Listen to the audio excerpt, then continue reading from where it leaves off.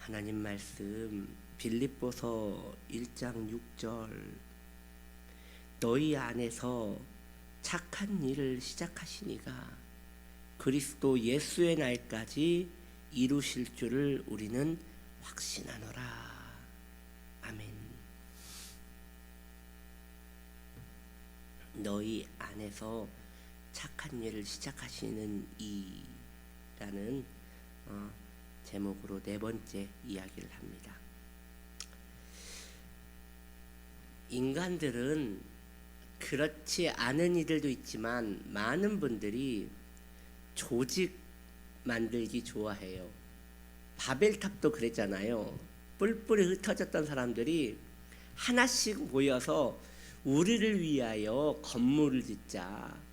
그리고 이 건물을 중심으로 모여 살자. 그리고 이 탑이 어디까지 이르는지 한번 우리 쌓아보자. 얼마나 열정을 다하여 그 탑을 쌓았는지 그 탑이 거의 하늘 꼭대기까지 달 뻔했다라고 말하고 있지 않습니까? 인간은 그렇게 자기들만의 조직 만들기 좋아합니다. 그러나 교회는 그렇게 만들어진 조직이 아닙니다. 많은 분들이 세상의 조직이나 교회에서 사람들이 모여서 교회라고 하는 조직이나 그 똑같은 거 아닌가라고 합니다. 왜요? 아니 세상에서도 조직을 만들면요 거기에 회장을 뽑아요. 그리고 거기에서 회비를 걷어요. 그리고 뭐 월에 한 번, 주에 한 번 이렇게 모여서 함께 이렇게 산에도 가고 들에도 가고 술도 먹고 그런 모임을 가져요. 근데 그 사람들이 보니까 교회도 뭐 딱히 달라 보이지 않는 거예요.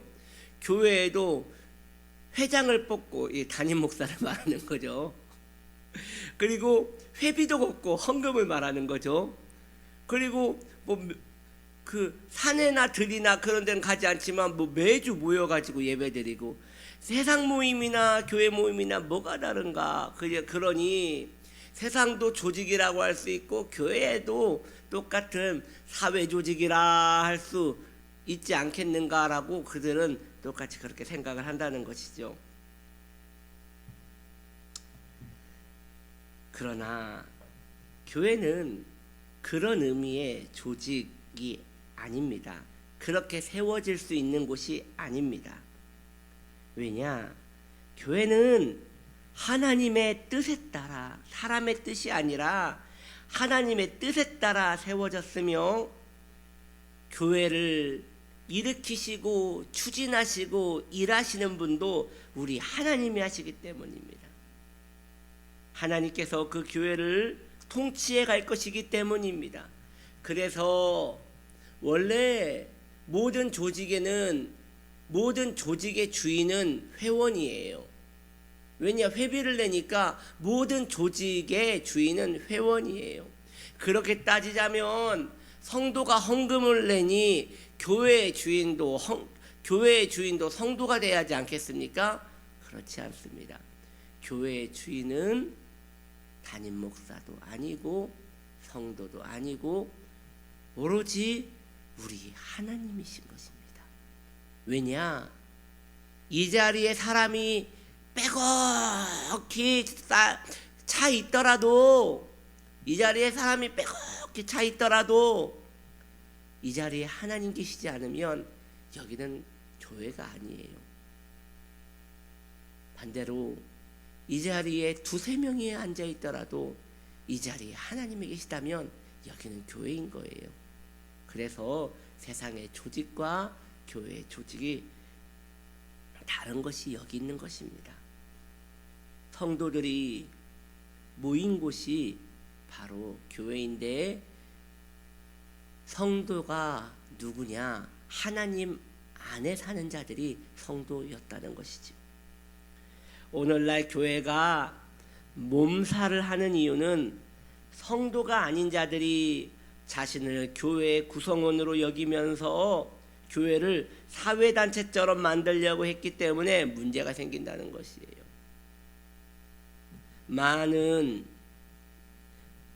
많은 고민들이 역사 가운데 있습니다.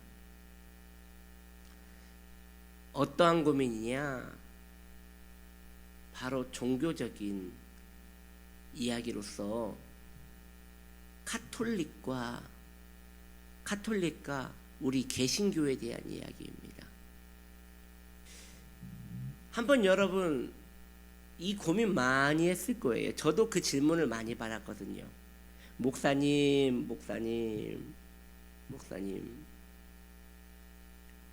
천주교는 우리가 천주교 사람, 카톨릭 사람을 만나면 전도를 해야 합니까? 말아야 합니까?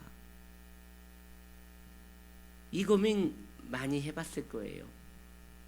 카톨릭 사람들을 만나면 우리 주위에 카톨릭 다니는 사람들 굉장히 많거든요. 심지어 가족 가운데 있는 분들도 많단 말이죠. 친지분들 가운데서도 카톨릭 다니는 사람들 굉장히 많을 거란 말이죠. 교세가 사실 우리 개신교보다 훨씬 커요.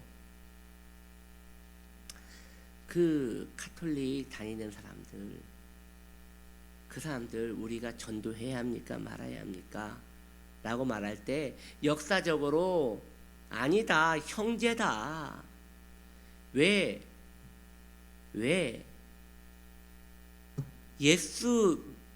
예수님을 믿는 모든 사람들은 다 하나다.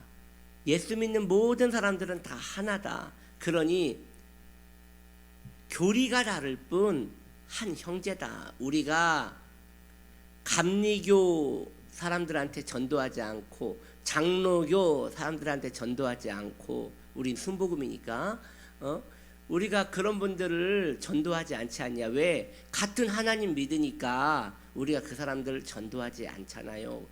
그래서 조금 멀어서 그렇지 카톨릭도 전도하면 안 됩니다. 이러한 개념들이 있더라는 것이죠. 또 한편으로는 아닙니다. 카톨릭은 마리아 섬기는 데 아닙니까? 카톨릭은 이렇게 동상 세워놓고 절하는 우상 숭배자들 아닙니까? 그러니 그 사람들은 말만 무늬만 하나님 섬기는 사람들이지 사실 우상 숭배자들 같은 사람들입니다. 그러니 그들에게 전도를 해야 합니다. 이런 그리스도인들이 카톨릭을 우리 개신교가 카톨릭을 전도해야 한다. 하지 말아야 한다. 이것이 늘 역사 가운데 늘 충돌이 있었어요. 그리고 그것에 대한 답은 아직도 내려지지 않았습니다.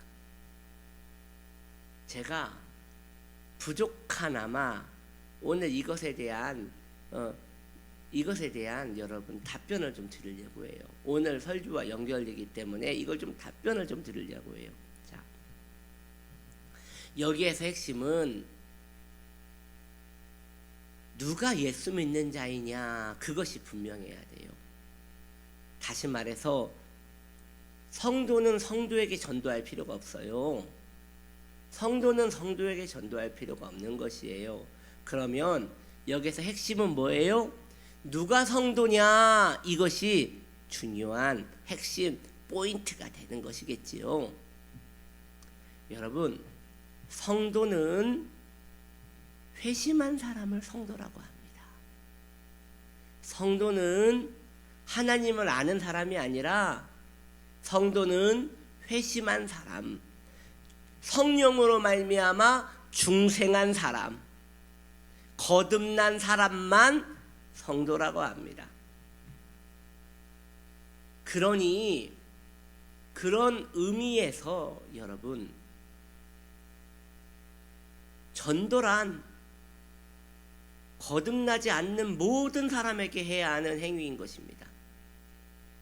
전도란 중생하지 않은 모든 사람들에게 해야 하는 것이 바로 전도인 것입니다. 그렇다면 여러분들 한번 생각해 보십시오.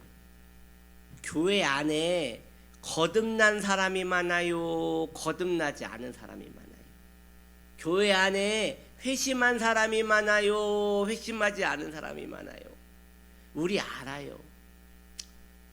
교회 안에 회심하지 않은 사람들이 훨씬 많아요. 그래서 교회 안에서는 전도 설교가 늘 전파되어져야 하는 것이에요. 교회 안에서는 계속 복음이 전파되어져야 하는 것이에요. 그러니 우리가 가톨릭 사람들한테 전도를 해야 하느냐 말아야 하느냐, 이것도 같은 개념으로 말씀드릴 수 있어요. 가톨릭 다니는 사람도 회심하지 않았으면, 중생하지 않았으면 그들은 성도가 아니에요. 성도가 아니니까 형제 아니에요.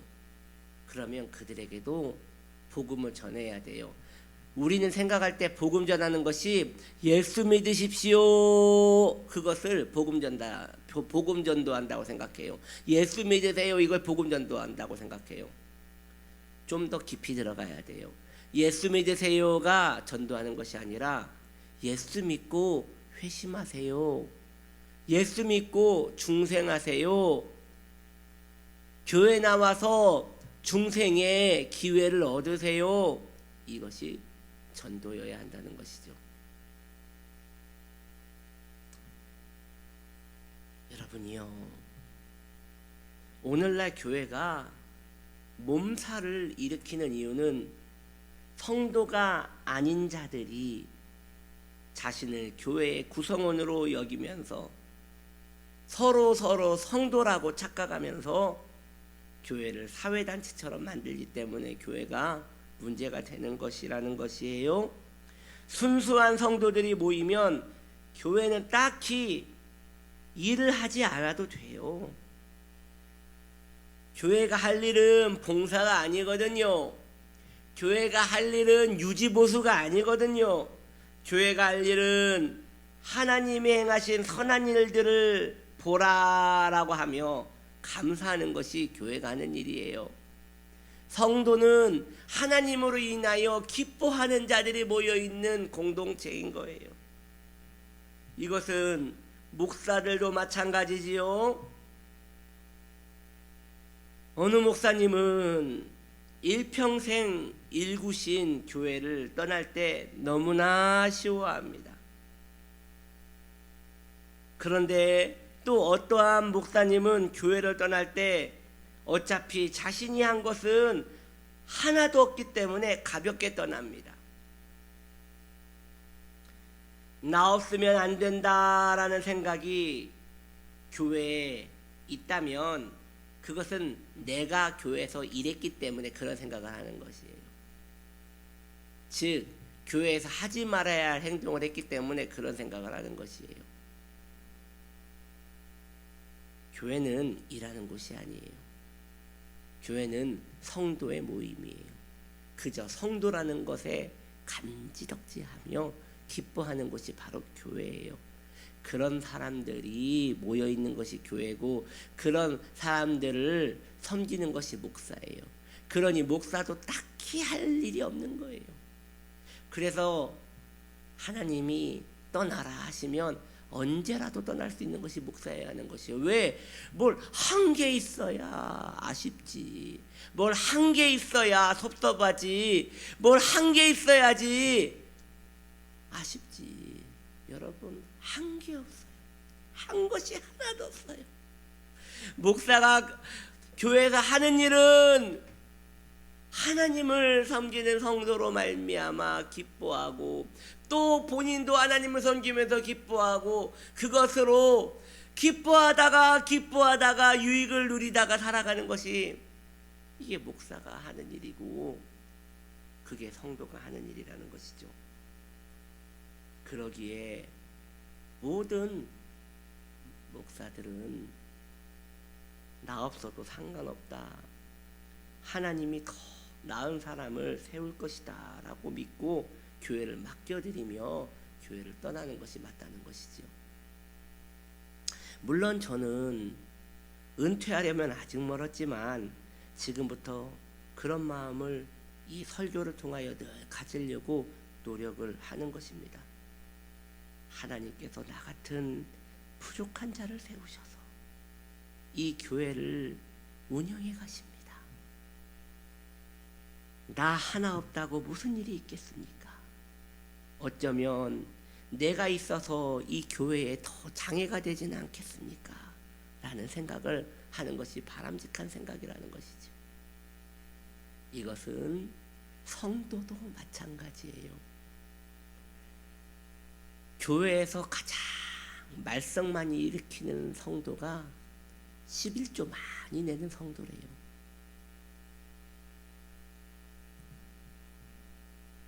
그러한 성도는 그런 생각을 하면 안 되겠으나 그런 생각이 들 수도 있는 것 같아요. 예를 들어서 11조를 뭐 우리 교회는 없지만 뭐 다른 교회는 있다고 합니다. 11조를 1억씩 내는 사람이 있대요.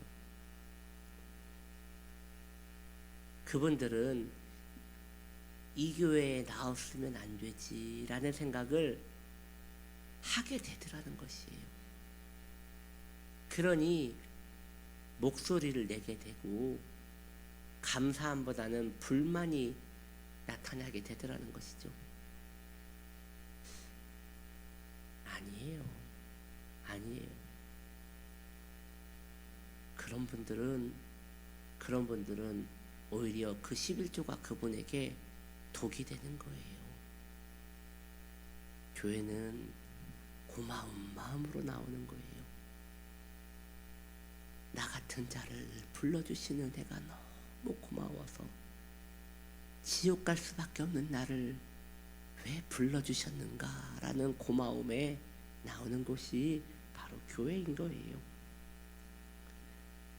내가 이 자리에 있는 것이 나를 불쌍히 여기시는 하나님의 은혜라 라고 고백하는 것이 바로 성도인 것이에요. 여러분들도 마찬가지입니다.